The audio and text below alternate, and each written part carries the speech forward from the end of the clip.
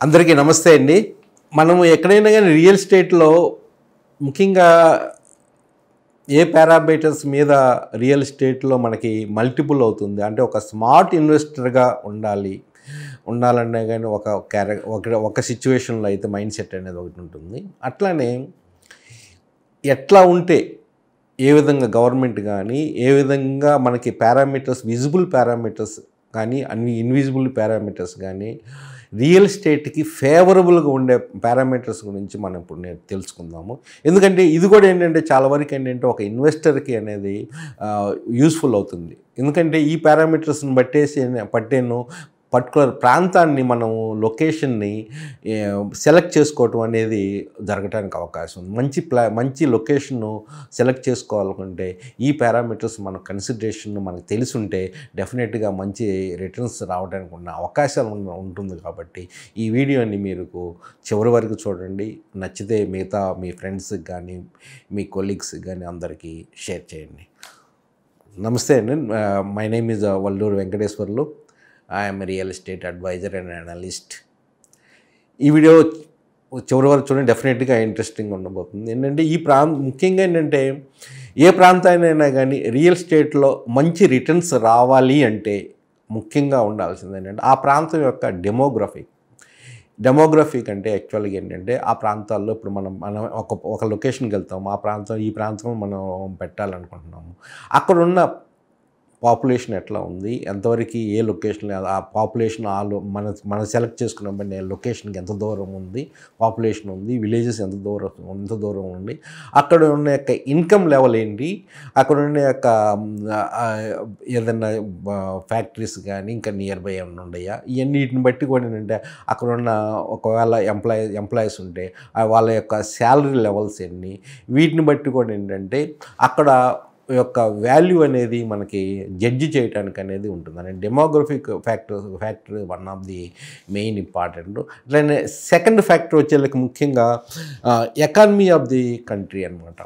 Economy of the country ఇప్పుడు మనకు చెప్తాము రియల్ ఎస్టేట్లో జనరల్ ఎకానమీ చాలా బాగుంది, కానీ పర్టికులర్ ప్రాంతంలో కొన్ని కారణాల వల్ల law and situation for example ఏదైనా ఉండటం వలన రియల్ ఎస్టేట్ బాగలేదు, డెవలప్మెంట్ బాగలేదంట. ఎందుకు కానీ ఇప్పుడు మనం చూస్తే ఇక్కడ ప్రస్తుతానికి ఇండియన్ మైక్రో లెవెల్ చూసుకుంటే ఏంటంటే ఇండియన్ ఎకానమీ చాలా అద్భుతంగా రాణిస్తుంది. ఇప్పుడు మన పొజిషన్ కూడా ఏంటంటే ఎకానమీ వైజ్ చూసుకుంటే మనం 5వ పొజిషన్లో ఉన్నాము. అది షార్ట్లీగా 2027 కల్లా మనం 3rd పొజిషన్కి వెళ్ళగలుగుతాం అనమాట. అంటే ఇప్పుడు ఫస్ట్ యుఎస్ఏ ఉన్నా కానీ తర్వాత చైనా, ఆ తర్వాతే ఇండియా కూడా రాబోతుంది అనమాట. అంత ఎకానమీగా ఇండియా ఉండబోతున్నప్పుడు ఏంటంటే ఆటోమేటిక్గా ఏంటంటే రియల్ ఎస్టేట్కి కూడా ఎకానమీతో ఉన్న అనుసంధానం ఉంది. ఎకానమీతో పాటు రియల్ ఎస్టేట్ కూడా ఎదుగుతూ ఉంటుంది. ఈ రెండు డిఫరెంట్ కాదు. ఇది కాకపోతే ఏంటంటే ఇందుట్లో ఏంటంటే ఎకానమీను మళ్ళీ డిఫరెంట్ పాయింట్ మనకి వేరుగా ఉంటుంది. ఏంటంటే తారతమ్యాలు పేదవాళ్ళకు రిచ్ అట్లానే ఉంది. కానీ ఏంటంటే ఎకానమీ అనేది చాలా మల్టిపుల్ అవుతుంది అనమాట. సర్వీస్ సెక్టర్ చాలా పర్ఫామ్ చేస్తుంది. అందుట్లో దానివల్ల ఏంటంటే రియల్ ఎస్టేట్ లాభపడటానికి అవకాశం ఉందన్నమాట. ఇది జనరల్గా నేను చెప్తున్నాను అనమాట. అట్లానే నెక్స్ట్ లెవెల్కి వచ్చేసేయండి కాస్ట్ ఆఫ్ లివింగు, ఎప్పుడేంటంటే ఈజ్ ఆఫ్ డూయింగ్ బిజినెస్, ఈ ఫ్యాక్టర్స్ కూడా ఏంటంటే చాలా వరకు రియల్ ఎస్టేట్ అక్కడ అద్భుతంగా రాణించడానికి అవకాశం ఉందా లేదా అనేది కూడా నిర్ణయిస్తుంది అన్నమాట. అందుకని మనం ఇప్పటివరకు ఏం చేస్తున్నామంటే హైదరాబాద్ కాస్ట్ ఆఫ్ లివింగ్ చాలా తక్కువ మిగతా మెట్రోపాలిటన్ సిటీస్తో పోల్చుకుంటే. మెట్రోపాలిటన్ సిటీస్ అంటే మామూలుగా ఢిల్లీ కానీ, బెంగళూరు కానీ, ముంబై, పూణే, చెన్నై, ఈ విధంగా డిఫరెంట్ సిటీస్తో పోల్చుకుంటే ఏంటంటే కాస్ట్ ఆఫ్ లివింగ్ చాలా తక్కువ హైదరాబాద్. అందుకని ఏంటంటే చాలామంది ప్రిఫర్ చేస్తారన్నమాట. అట్లానే ఈజ్ ఆఫ్ డూయింగ్ బిజినెస్ కూడా అనమాట. ఈజ్ ఆఫ్ డూయింగ్ బిజినెస్లో కూడా ఏంటంటే హైదరాబాదు చాలా టాప్లో ఉంది. ఈజ్ ఆఫ్ డూయింగ్ బిజినెస్ ఎందుకంటే ఇది అంటే ఏ బిజినెస్ చేయాలన్నా కానీ ఈజీగా ఉండాలా. ఆ బిజినెస్ చేసే వాళ్ళకి, అట్లనే ఆటోమేటిక్ ఇన్వెస్టర్కి అక్కడ ఏదన్నా ఒక కంపెనీని ఏదైనా ఎస్టాబ్లిష్ చేయాలన్నా వాళ్ళకి ఈజీగా ఉంటేనే అప్పుడు ఏంటంటే అక్కడ యొక్క కంపెనీలు కానీ ఎంప్లాయ్మెంట్ జనరేషన్ కానీ జరుగుతుందన్నమాట. ఇది ఆటోమేటిక్గా ఏంటంటే ఆ యొక్క ప్రాంతాన్ని బట్టి ఉంటుంది, ఆ యొక్క స్టేట్ని బట్టి ఉంటుంది, ఆ యొక్క సిటీని బట్టి ఉంటుందన్నమాట. అది ఆటోమేటిక్గా ఏంటంటే హైదరాబాద్ ఇందుట్లో కూడా ఏంటంటే ఫేవరబుల్ సిచ్యువేషన్స్ ఉన్నాయి. అందులో కాస్ట్ ఆఫ్ లివింగ్లో కానీ, ఈజ్ ఆఫ్ డూయింగ్ బిజినెస్లో కానీ. కారణం ఏంటంటే ఈజ్ ఆఫ్ డూయింగ్ బిజినెస్లో కూడా ఏంటంటే వీటిల్లో ముఖ్యమైన లాంగ్వేజ్ బ్యారియర్స్ లేదు. ఏ ప్రాంతంలో నలుమూల ప్రాంతంలో ఇండియాలో ఎక్కడి నుంచి ఇక్కడికి వచ్చేసిన బిజినెస్ చేసుకోవాలన్నా చేసుకోవచ్చు, జాబ్ చేసుకోవాలన్నా చేసుకోవచ్చు. అంటే లాంగ్వేజ్ బ్యారియర్ అనేది లేదు, ప్రాబ్లం లేదు మిగతా సిటీస్తో పోల్చుకుంటే. అట్లా ఇంకొకటి ఏంటంటే ముఖ్యంగా ఇన్ఫ్రాస్ట్రక్చర్ డెవలప్మెంట్.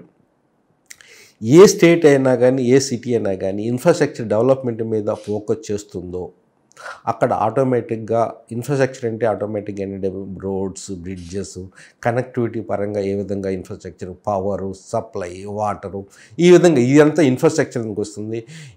అంటే అభివృద్ధికి కావాల్సిన ఫెసిలిటీస్ని, అదే ఒక కంపెనీస్ రావడానికి ఉన్న ఫెసిలిటీస్ని లేదా ఉండటానికి అనుగుణంగా ఉన్న ఫెసిలిటీస్ని కల్పించినప్పుడు ఏంటంటే ఆటోమేటిక్గా ఆ ప్రాంతం డెవలప్ అవుతాయి అన్నమాట.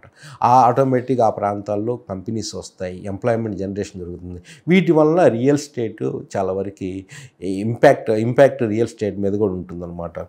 అట్లనే అర్బనైజేషన్ అంటే ఏంటంటే చాలామంది ఏంటంటే విలేజ్ల్లో లేకపోతే ఇంకో దూర ప్రాంతాల్లో టైర్ 2, టైర్ 3 సిటీస్లో మెయిన్ సిటీస్కి రావటము, టౌన్కి రావటము, విలేజ్ నుంచి టౌన్కి రావటము, అట్లనే మిగతా స్టేట్ పోల్చుకుంటే అర్బనైజేషన్ వల్ల ఏంటంటే ఆటోమేటిక్గా ఏంటంటే అక్కడ ఎక్కువ జనాలు వస్తూ ఉంటారు అన్నమాట. దానివల్ల ఏంటంటే availability of the man power ఉంటుంది, availability of the skill man power. వాళ్ళని కొంచెం ట్రైన్ చేసుకుంటే availability of the man power which automatically impact అటు కంపెనీస్లో మీద ఉంటుంది. అట్లా ఆటోమేటిక్గా ఆ ఇంపాక్ట్ రియల్ ఎస్టేట్ మీద ఉంటుంది. అట్లనే ఇప్పుడు హైదరాబాద్లో కూడా ఏంటంటే కొన్ని స్టాటిస్టిక్స్ వలన ఏంటంటే yearly more than 5 lakh people వలసలు వస్తున్నారు మిగతా స్టేట్స్ నుంచి కానీ ఎక్కడి నుంచి అయినా కానీ. అంటే ఇక్కడ ఆ ఎంప్లాయ్మెంట్ ఉంది కాబట్టి వస్తున్నారు. ఎప్పుడైతే ఎంప్లాయ్మెంట్ లేదు, ఆపర్చునిటీ లేదనుకోండి రానట్టే కదా లెక్క. అంటే ఇక్కడ ఆ ఆపర్చునిటీస్ ఉంది, హైదరాబాద్కి యొక్క కెపాసిటీ ఉంది, అబ్జర్వ్ చేసుకునే కెపాసిటీ ఉంది వీళ్ళందరినీ బయట నుంచి వచ్చే వాళ్ళని కూడా. అంటే అంత అద్భుతంగా అనేది డెవలప్మెంట్ అనేది గ్రోత్ అనేది ఉందని మనకు తెలుస్తుంది అనమాట. అట్లనే రియల్ ఎస్టేట్ పరంగా కూడా ఆటోమేటిక్గా ఎప్పుడైతే ఎంప్లాయ్మెంట్ జనరేషన్ ఉంటుందో ఆటోమేటిక్గా డిమాండ్ అందరు రియల్ ఎస్టేట్ ప్రాపర్టీస్ మీద డిమాండ్ అనేది పెరుగుతూ ఉంటుంది. ఆటోమేటిక్గా ఎప్పుడైతే డిమాండ్ పెరుగుతో రిటర్న్స్ కూడా చాలా వరకు ఫాస్ట్గా రావడానికి అవకాశం ఉంది. ఇంకోటి ఏంటంటే సేఫ్టీ, లా అండ్ ఆర్డర్. ఇది చాలా ఇంపార్టెంట్. ఏ సిటీలో అయినా కానీ, ఏ స్టేట్లో అయినా కానీ, ఏ సిటీలో మంచి లా అండ్ ఆర్డర్ ఉందనుకోండి అక్కడ ఎప్పుడు ఇన్వెస్ట్మెంట్ పెట్టడానికి ముందుకు వస్తారు. ఎప్పుడు ఏ కంపెనీ అయినా కానీ, ఏ ఎంఎన్సీ కంపెనీ అయినా కానీ చాలా దూరదృష్టితో స్టడీ చేసి, చాలా ఫాస్ట్ స్టడీ చేసి ప్రస్తుతానికి కూడా ఏ విధంగా ఉంది లా అండ్ ఆర్డర్ స్టడీ చేసి లా ఆర్డర్ పరంగా కానీ వాళ్ళ కంపెనీని కానీ అంత ఇన్వెస్ట్మెంట్ కానీ పెట్టరన్నమాట. అన్నప్పుడు లా అండ్ ఆర్డర్ అనేది ఒక కీ ఫ్యాక్టర్ అన్నమాట. ఏ సిటీలో మంచి లా అండ్ ఆర్డర్ కూడా ఉంటుందో అక్కడ ఇన్వెస్ట్మెంట్ పెరగడానికి అవకాశాలు ఉందన్నమాట. ఎక్కడ డిస్టర్బ్డ్ ఏరియాస్లో ఎవరు రిస్క్ తీసుకొని ఇన్వెస్ట్మెంట్ అనేది పెట్టడం జరగదు. ఎప్పుడైతే ఇన్వెస్ట్మెంట్ పెట్టడం జరగదో ఎంప్లాయ్మెంట్ ఉండదు. ఎంప్లాయ్మెంట్ ఉండకపోతే రియల్ ఎస్టేట్ పరంగా కూడా దానికి అంత ఫేవరబుల్ సిచ్యువేషన్ కాదు. ఇట్లానే ఇంకోటి ఏంటంటే miss match of the demand and supply. ఎప్పుడు ఇది కూడా చూసుకోవాలా. ఎట్లా పడితే అట్లా మనము అవగాహన లేకుండా మనం రియల్ ఎస్టేట్లో పెట్టుబడి పెడితే డెఫినెట్గా లాసే కానీ లాభం రాదు. ఎందుకంటే మనకు కొంత స్టడీ చేయాల్సి వస్తుంది. దాంట్లో ముఖ్యంగా ఫ్యాక్టర్ ఏంటంటే డిమాండ్ అండ్ సప్లై. డిమాండ్ ఎంత ఉంది, డిమాండ్ పరంగా supply of the properties, supply ఎక్కువ ఉందనుకోండి ప్రాపర్టీస్, ఆటోమేటిక్గా ఏంటంటే రేట్స్ పడటానికి అవకాశం ఉంది, అప్రిషియేట్ అవ్వు. అట్లానే డిమాండ్ ఎక్కువ ఉంది, సప్లై తక్కువ ఉంది అనుకోండి, ఆటోమేటిక్గా రేట్స్ పెరగడానికి అవకాశం ఉందన్నమాట. అంటే ఈ విధంగా కూడా మనకి ఓకే ఈ పర్టికులర్ ప్రాంతంలో మనకి రేట్స్ పెరగడానికి అవకాశం ఉంది అని మనకి రియల్ ఎస్టేట్ పరంగా ఇన్వెస్టర్స్కి చాలా వరకు ఉపయోగపడుతుంది అన్నమాట ఇది డిమాండ్. అంటే ఎప్పుడు ఏంటంటే మనం ఆలోచించాలి, ఓకే ఇక్కడ ఈ ప్రాంతంలో మంచి డిమాండ్ ఉందని, డిమాండ్ ఉన్న ప్రాంతంలో మనం ఇన్వెస్ట్మెంట్ చేస్తే డెఫినెట్గా రిటర్న్ అక్కడ ఎక్కువ వస్తుంది అనమాట. ఇంకో ఫ్యాక్టర్ కూడా మనం ఎప్పుడు ఇన్వెస్ట్మెంట్ కన్సిడరేషన్ చేయాల్సింది ఏంటంటే రీసేల్ వాల్యూ. ఎప్పుడు కొన్ని ప్రాపర్టీస్ మంచిగా మెయింటైన్ చేస్తూ ఉంటారు, ఎస్పెషల్లీగా ప్లాటింగ్ ప్రాజెక్ట్స్, గేటెడ్ కమ్యూనిటీల్లో, వీటిలో ఏంటంటే మంచిగా ఎప్పుడైతే మెయింటైన్ చేస్తూ ఉంటారో అప్పుడే రీసేల్ ఉంటుంది. రీసేల్ ఉన్నప్పుడు ఏంటంటే ఎప్పుడైతే మనకు అవసరం ఉంటుందో ఇన్వెస్టర్ తొందరగా మనము బయటపడటానికి అవకాశం ఉంటుంది, మన అవసరాన్ని తీరడానికి అవకాశం ఉంటుంది. అదే మెయిన్ రియల్ ఎస్టేట్లో ఒక చిన్న డిసడ్వాంటేజ్ అని మిగతా పోల్చుకుంటే ఇల్లిక్విడిటీ అంటారు. అంటే లిక్విడిటీ తొందరగా మనం అమ్మాలనుకున్నప్పుడు తొందరగా అమ్మలేము, డబ్బులు కావాలనుకున్నప్పుడు తొందరగా అవసరానికి అందుబాటులో ఉండవు. ఇది ఒక డిసడ్వాంటేజ్. కానీ ఈ ప్రాంతం దాన్ని ప్రాజెక్టులో ఏ ప్రాజెక్టులో అయితే మంచిగా మెయింటైన్ చేస్తుంటారో అటువంటి ప్రాజెక్టులో మనము ఇన్వెస్ట్మెంట్ చేస్తే, ఇంకోటి ఏంటంటే క్వాలిటీ పరంగా ఉన్న ప్రాజెక్టుల్లో మనం ఇన్వెస్ట్మెంట్ చేస్తే రీసేల్ అనేది చాలా ఈజీగా ఉంటుంది, అవసరానికి డబ్బులు అనేది మనకి ఉపయోగపడుతూ ఉంటుంది. ఇంకోటి ఫ్యాక్టర్ ఏంటంటే ముఖ్యంగా అఫోర్డబిలిటీ కూడా చూసుకోవాలా. మన బడ్జెట్ని బట్టి మనము లొకేషన్ అనేది అది కూడా ఒక ఫ్యాక్టరు. మనం బియాండ్ అప్పులు తెచ్చి మాత్రము ఇన్వెస్ట్మెంట్ చేయకూడదు. అరే మంచి లొకేషన్ ఉంది, అప్పులు తీసుకొచ్చి మనం చేద్దాం. మన దగ్గర ఎంత ఉందో దాన్ని బట్టే మనము ఇన్వెస్ట్మెంట్ చేయాలి. తక్కువ ఉందనుకోండి కొంచెం దూరంగా వెళ్ళి మనం ఇన్వెస్ట్మెంట్ చేయాలి. ఎప్పుడు ల్యాండ్ అనేది ఎక్కువ రిటర్న్స్ ఇస్తుంది కంపేర్ టు విల్లా కానీ, కంపేర్ టు అపార్ట్మెంట్ కానీ. అన్నప్పుడు ఏంటంటే తక్కువ డబ్బులు ఉన్నప్పుడు ప్లాట్ కొంచెం దూరమైన డిస్టెన్స్ అనేది మళ్ళీ అగైన్ అక్కడ surrounding areas development, future development, rate, మనకున్న బడ్జెట్ సూట్ అవుతుందా లేదా, ఈ విధంగా ఉంటుందన్నమాట. దాన్ని బట్టేసి ఏంటంటే అఫోర్డబిలిటీ అండ్ బడ్జెట్ ఇది మ్యాచింగ్ చేసుకొని మనం ఇన్వెస్ట్మెంట్ చేస్తే కూడా ఏంటంటే మంచి రిటర్న్స్ రావడానికి అవకాశం ఉందన్నమాట. అంటే ఫ్యూచర్ ఎక్స్పాన్షన్ కూడా మనం డెవలప్మెంట్ చూసుకోవాలి. ఇప్పుడు డెవలప్ అవ్వలేదు, రేపు కానీ డెవలప్ అవటానికి స్కోప్ ఉంది. ఇప్పుడు డెవలప్మెంట్ విజిబుల్ కాదు, కానీ రేపు ఫ్యూచర్లో ఆ డెవలప్మెంట్ అనేది విజిబుల్ ఉండడానికి అవకాశం ఉంది. ఈ ఫ్యాక్టర్ని కూడా మనం కన్సిడరేషన్ చేసుకొని ఇన్వెస్ట్మెంట్ చేస్తే డెఫినెట్గా మన రిటర్న్స్ కానీ మంచిగా ఉంటాయని ఆశిస్తున్నాను. ఈ వీడియో డెఫినెట్గా మీకు నచ్చింది అనుకుంటా. ఇది మీ ఫ్రెండ్స్కి కూడా షేర్ చేయండి. నా పేరు వల్లూరు వెంకటేశ్వర్లు. మీరు ఎప్పుడైనా కానీ ఏదన్నా డౌట్స్ ఉన్నప్పుడు మీకు నన్ను ఎప్పుడు కాంటాక్ట్ చేయొచ్చు వాట్సాప్ ద్వారా. My number is 8121748850.